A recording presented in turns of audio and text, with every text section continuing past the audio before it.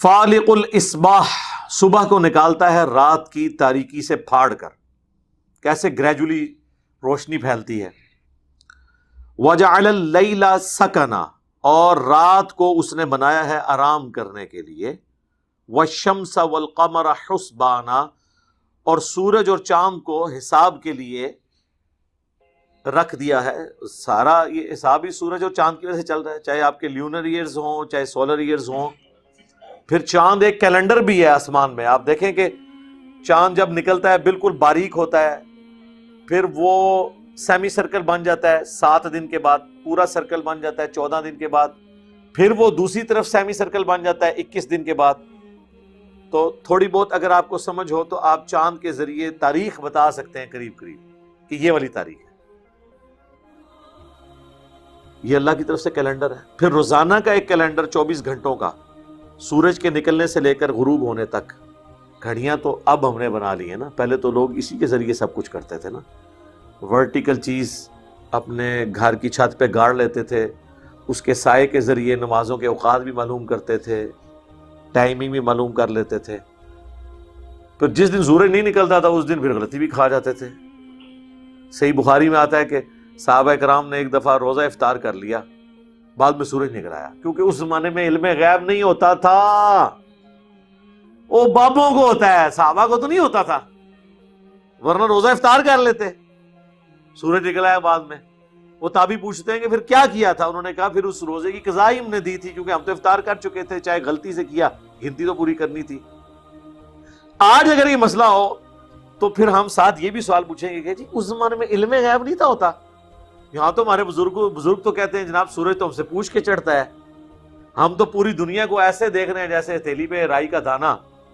تو آپ لوگ تو صحابہ، آپ لوگوں کے گھوڑوں کے قدموں کی خاک، جو گھوڑے کے نتنے میں بیٹھے اس کو کوئی غوث قطب ابدال نہیں پہنچ سکتا، تو آپ لوگوں کو نہیں پتا چلا، بعد کے بزرگ تو یہ کچھ سب کچھ دیکھتے ہیں۔ اس زمانے میں کہانیاں ہوتی نہیں تھی۔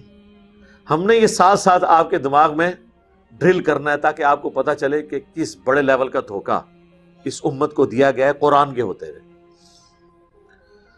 ذالک تقدیر العزیز العلیم، یہ مقرر کیا ہوا ہے سب سے زبردست اور سب سے زیادہ علم رکھنے والی ہستی کی طرف سے، یعنی اللہ تبارک و تعالیٰ نے اسے کام میں لگایا ہوا ہے۔ پچھلے 15 ارب سال سے یہ سورج مسلسل حرکت میں ہے، ود رسپیکٹ ٹو زمین بھی، اس کے علاوہ پورے نظام شمسی کو لے کے 200 کلومیٹر پر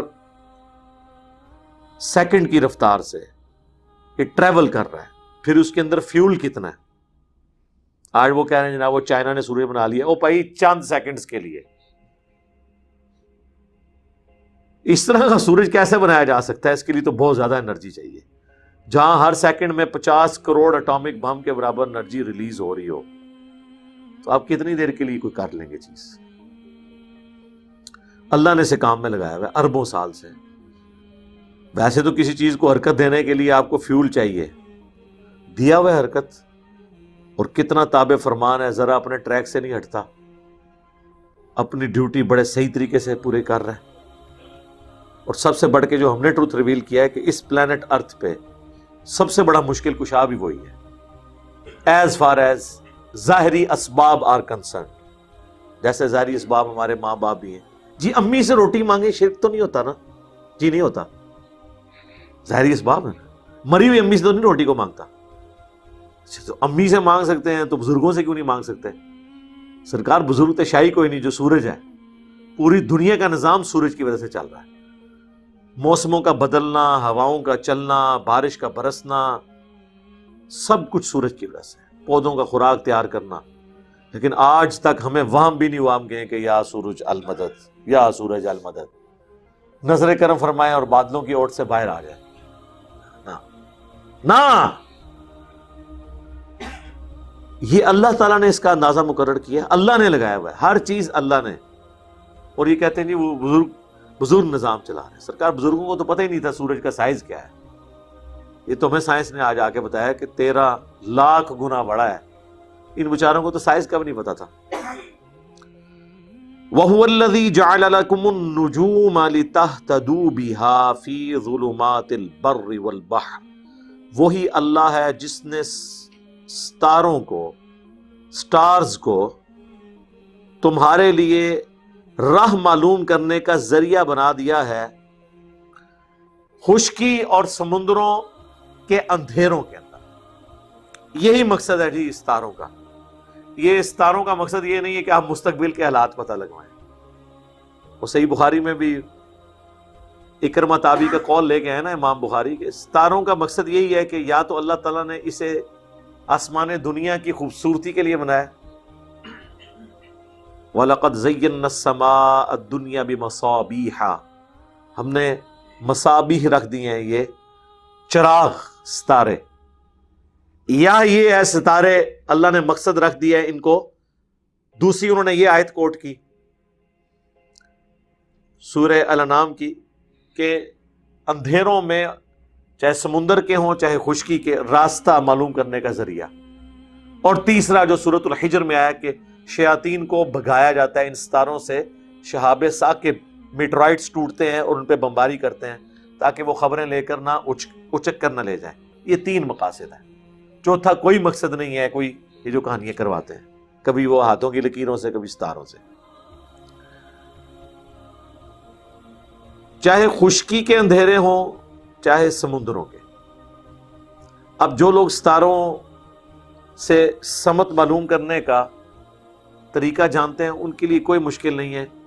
نارتھ سٹار کو آپ ایک دفعہ لوکیٹ کر لیں، قطبی ستارہ، وہ جو ستاروں کا ایک جھرمٹ بنا ہے نا جسے دب اکبر بھی کہتے ہیں، ایک بڑا سا چمچے کی شکل کا، اس کے جو اوپر والے دو ستارے ہیں نا ان کی سیدھ میں نیچے کر کے ایک سب سے روشن ستارہ ہوتا ہے، اسے کہا جاتا ہے نارتھ سٹار، قطبی ستارہ جو نارتھ میں ہوتا ہے۔ نارتھ کی طرف اگر آپ اپنا چہرہ کر لیں تو آپ کے دائیں طرف مشرق ہوگا یعنی ایسٹ، لیفٹ سائڈ کے اوپر ویسٹ، اور پیچھے ہوگا ساؤتھ۔ سمندروں میں بھی اسی طریقے سے سمت معلوم کی جاتی تھی اور اسی طریقے سے جنگلوں میں بھی، ورنہ آپ سمندر میں دیکھیں آپ کو کوئی بندہ بھی نہیں بتا سکتا، کوئی آبادی بھی نہیں آئے گی اگر سٹارز پرانے زمانے میں نہ ہوتے۔ میگنیٹک فیلڈ ارتھ کی تو بعد میں لوگوں کو پتا چلی نا، اس کے ذریعے شروع میں تو لوگ اسی طریقے سے ہی ڈائریکشن معلوم کرتے تھے۔ تو یہ اللہ تعالیٰ نے اتنا بڑا ذریعہ رکھ دیا۔ اور اس میں وہ حدیث بھی یاد کر لیں، بخاری اور مسلم دونوں میں موجود ہے۔ ویسے میں نے یہ ستاروں کے حوالے سے، علم نجوم کے حوالے سے ڈیٹیل ویڈیو بھی ریکارڈ کروائی ہوئی ہے، اس میں بھی میں نے کوٹ کیا تھا کہ غالباً صلح حدیبیہ یا غزوہ خیبر کا موقع تھا، نبی صلی اللہ علیہ وآلہ وسلم فجر کی نماز پڑھ کے فارغ ہوئے اور صحابہ کرام کہتے ہیں کہ آپ ہماری طرف متوجہ ہوئے اور فرمایا کہ جانتے ہو کہ ابھی ابھی تمہارے رب نے مجھ سے کیا فرمایا ہے؟ اللہ اکبر۔ صحابہ نے کہا اللہ اور اس کا رسول بہتر جانتے ہیں۔ یہ جو انداز گفتگو ہوتا تھا نا کہ متوجہ کرنے کے لیے ہوتا تھا، ہر دفعہ یہی ہوگا کہ حضور پوچھے کہ صحابہ کہیں کہ اللہ اور اس کا رسول بہتر جانتے ہیں۔ اس کا یعنی یہ ایک سٹائل ہے لوگوں کو متوجہ کرنے کا۔ نبی الاسلام کا ایک سمجھ لیں آپ تقیہ کلام بھی تھا یہ اس حوالے سے۔ تو آپ نے فرمایا تمہارا رب فرماتا ہے کہ میری مخلوق نے، جو انسان ہیں جنات ہیں، انہوں نے دو حال میں صبح کی ہے۔ کچھ لوگ وہ ہیں جنہوں نے اس حال میں صبح کی کہ وہ اپنے رب پر ایمان لائے اور ستاروں کا کفر کیا، جنہوں نے یہ کہا کہ یہ جو رات کو بارش ہوئی تھی یہ اللہ کی وجہ سے ہوئی تھی، اس رات بارش ہوئی تھی۔ اور دوسرے وہ ہیں جنہوں نے یہ کہا کہ یہ ستاروں کی چال کی وجہ سے بارش ہوئی، یہ لوگ ستاروں پر ایمان لے آئے، اپنے رب کا کفر کر دیا، اگرچہ رب کو مانتے بھی ہوں گے تب بھی شریک کر دیا اللہ کے ساتھ۔ یہ سارے فیصلے اللہ کر رہا ہوتا ہے۔ تو یہ حدیث اس بات کا ثبوت ہے کہ آپ نے ستاروں کے ساتھ کوئی بھی عقیدہ ایسا وابستہ نہیں کرنا جو شرک کے اوپر مبنی ہو۔ باقی ٹھیک ہے، بخاری مسلم دونوں میں حدیث ہے کہ بعض اوقات جنات جو ہیں وہ فرشتوں کی گفتگو سن لیتے ہیں، اس میں سے کچھ چرا لیتے ہیں، جو اللہ تعالیٰ ان کو گفتگو تفویض کرتا ہے، پھر فرشتے آپس میں ڈسکشن کرتے ہیں تو کچھ چوری کر لیتے ہیں، ان کے اوپر شہاب ثاقب مارے جاتے ہیں کچھ نہ کچھ خبر نیچے نجومیوں تک پہنچ جاتی ہے، وہ اس میں خلط ملط کر کے تو اس کو ایگزیجریٹ کر دیتا ہے، اس لیے کچھ خبریں صحیح بھی نکل آتی ہیں، زیادہ تر غلطی ہوتی ہیں، وہ جنات نے فرشتوں سے چوری کی بھی ہوتی ہیں اور نجومیوں کو بتائی ہوئی ہوتی ہیں۔ باقی ڈیفینیٹ کوئی علم ایسا نہیں ہے جس کے ذریعے آپ مستقبل کو پریڈکٹ اس حوالے سے کر سکیں۔ یہ تو آپ بتا سکتے ہیں کہ جی ایک ہفتے بعد فلاں جگہ بارش ہوگی یا نہیں، لیکن ایک سال بعد اسی تاریخ کو بارش ہوگی کہ نہیں، یہ تو نہیں آپ بتا سکتے۔ یہ تو پریڈکٹ اس طرح کیا جاتا ہے کہ جی ہوائیں جو ہیں فلاں علاقے سے چل پڑی ہیں اس رفتار میں، اتنے دنوں بعد فلاں جگہ پہنچ جائیں گی اور بارش کر دیں گی، ظاہر ہے۔ جس طرح اگر میں یہاں پہ جیلم سے آئی ایس 2 گھنٹے میں اسلام آباد پہنچتی ہے اور میں آپ کو کہوں کہ جی میں نے آئی ایس کے ڈرائیور کو یہ آپ کی فلاں چیز دے دی ہے، آپ فیض آباد اڈے کے اوپر آ کے 2 گھنٹے بعد لے لیں، اور 2 گھنٹے بعد پہنچے تو جی علم غیب ہے، بھائی اندازہ ہے علم غیب کتوں ہو گیا؟ علم غیب تب ہوگا جب میں یہ بتاؤں کہ جی آج ہے 30 جنوری 2022، تو یہ میں بتا سکوں کہ 30 جنوری 2023 کو کون سا بندہ کون سی گاڑی میں کس ڈرائیور کو کون سی چیز دے کے بھیجے گا، ہاں دسو، وہ بتا سکتا ہے بارش ہوگی یا نہیں۔ ساون کا موسم تو آتا ہے ہر سال، وہ ایک مہینہ ہوتا ہے، لیکن اس میں کوئی ڈیٹ 10 سال پہلے پریڈکٹ نہیں کر سکتا۔ ہاں جب وہ مہینہ آ جاتا ہے یا قریب آ جاتا ہے، ہواؤں کے رخ سے اندازے سے پتہ چل جاتا ہے کہ یہ بارش اب ادھر ہوئی ہے، کتنے گھنٹے بعد ادھر ہو جائے گی، وہ چیز ڈیفینیٹ علم ہوتا ہے، فزیکل علم ہوتا ہے، وہ علم الغیب نہیں ہوتا۔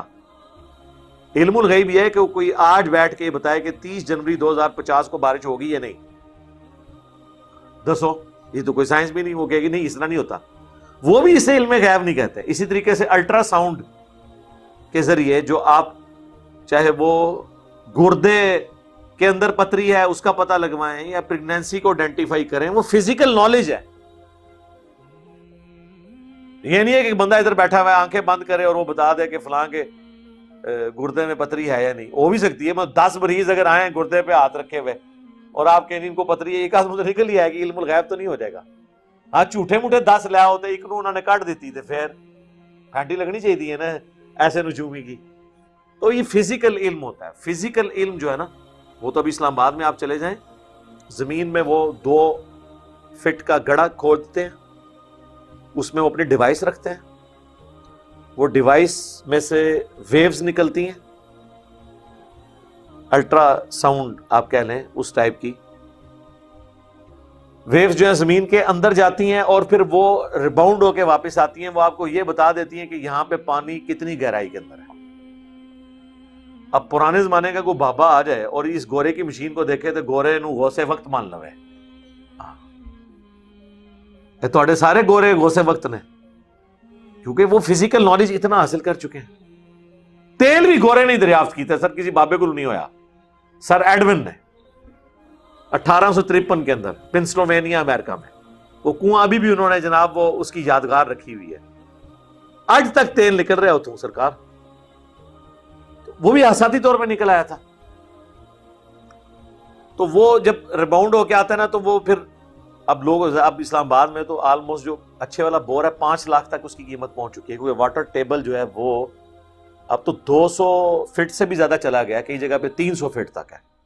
اب لوگ کہتے ہیں 5 لاکھ روپے لگائیں اور اینڈ پہ پانی بھی نہ نکلے، تو بہتر ہے 15-20 ہزار روپیہ وہ اس کمپنی کو دیں اور وہ آ کے یہاں پہ ہمیں بتا دے کہ اس گہرائی میں پانی ہے کتنا ہے، تاکہ ہمارا خرچہ بچ جائے۔ تو یہ فزیکل علم ہے، فزیکلی وہ ویوز گئیں، ریباؤنڈ ہو کے آئیں، پتہ چل گیا۔ اب یہ سی سی ٹی وی کیمرے میں آپ جو کچھ دیکھ رہے ہیں یہ فزیکل علم ہے، ایک کیمرہ لگا ہوا ہے، وہاں سے وہ ڈیٹا ریئل ٹائم دیکھ رہا ہے اور آپ کو ٹرانسفر کر رہا ہے۔ پاکستان میں کتنے لوگ ہیں جن کی یہاں پہ شاپنگ مالز ہیں، دکانیں ہیں، اور وہ خود امریکہ یورپ میں بیٹھے ہیں، وہاں بیٹھ کے وہ سی سی ٹی وی کیمرے کے ذریعے آبزرو کر رہے ہیں کون سا ملازم کتنے بجے آ رہا ہے، کتنے گاہک آئے ہیں، وہ سب کچھ وہاں بیٹھ کے آبزرو کر رہے ہیں۔ تو یہ علم غیب ہے؟ نہیں، یہ فزیکل نالج ہے، حسی علم ہے۔ علم الغیب ہوتا ہے جو حواس خمسہ کے بغیر حاصل ہو جائے۔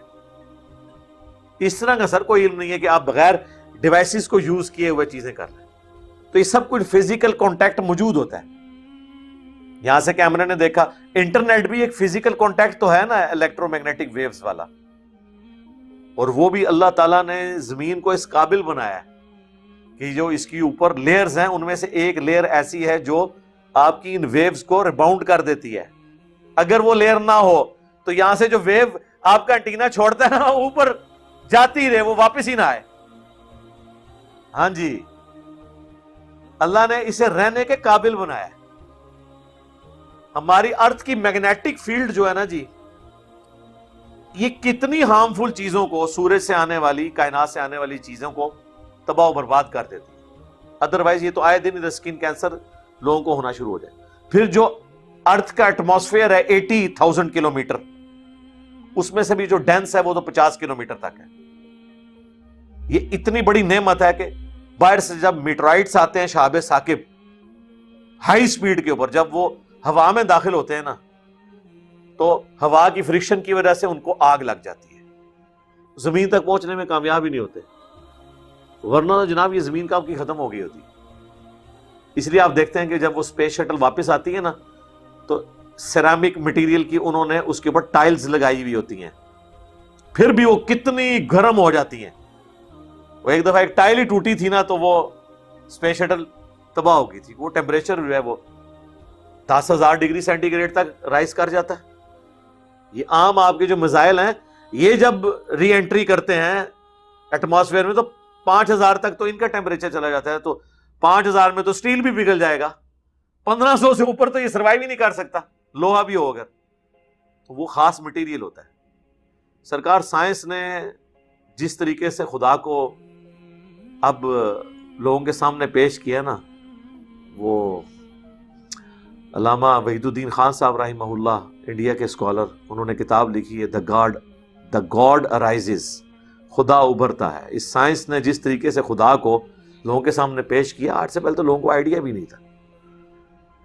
قد فصلنا الآیات لقوم یعلمون, ہم آیات اپنی کھول کھول کر بیان کرتے ہیں ان لوگوں کے لیے جو علم رکھتے ہیں.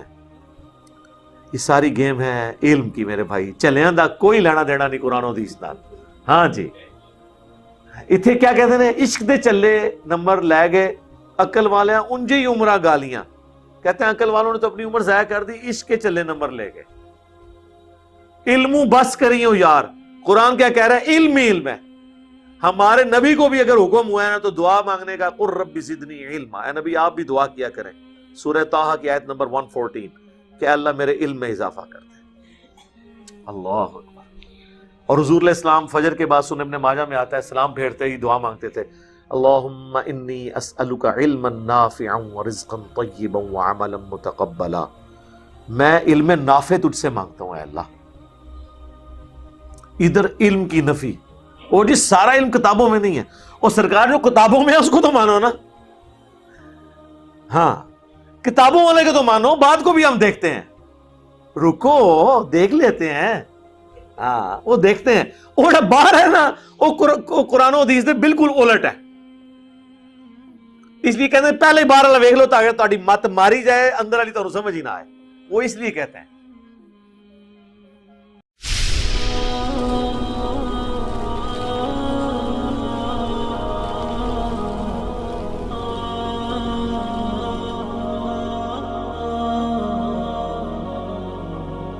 معنا نهج حياة جئنا تبصرة عن كل ضلال.